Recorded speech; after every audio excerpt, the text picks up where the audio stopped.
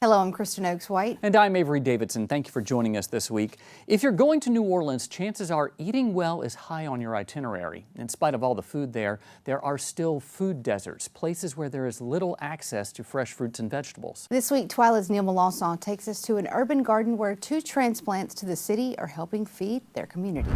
Ashley Webb and Paul Betts are taking a morning walk through their garden, but it's no casual stroll. Built on a bare lot in the heart of the 9th Ward, Barcelo Gardens is aiming to feed people. Ashley is a transplant from Los Angeles, where she once had a full-time career. We originally started the garden here in New Orleans because when we moved here, we didn't have a lot of access to fresh groceries. So I had never experienced that before, and I didn't realize we had to drive completely out of the neighborhood, 10-15 minutes to the closest grocery store. In addition to the garden, Barcelo has a storefront where they sell directly to the neighborhood and surrounding areas. They supplement what they grow here by buying wholesale from farms outside the city, so they're supporting both urban and rural agriculture. Someone suggested, well, we don't really want a garden, but we are happy to buy from you. So a neighbor suggested we start doing a farmer's market, and it grew from there. So now we kind of do urban farming, and we do a lot of free gardening classes, so it's kind of a teaching garden. Paul Betts is the chief farmhand here at Barcelo Gardens, partly because he's the only farmhand. He was raised on a dairy farm in Indiana and says while he never expected to go into farming, the pandemic changed things.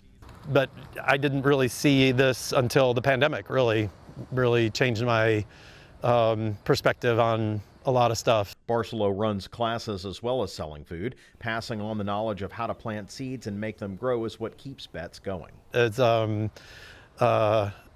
because we've gotten so far away from where our food comes from that people don't realize that, hey, we can eat something that has maybe a tiny little hole in it. It's still completely fine to eat, or eating a flower or something like that. Customers can request Uber to make fresh deliveries of the fresh products to them.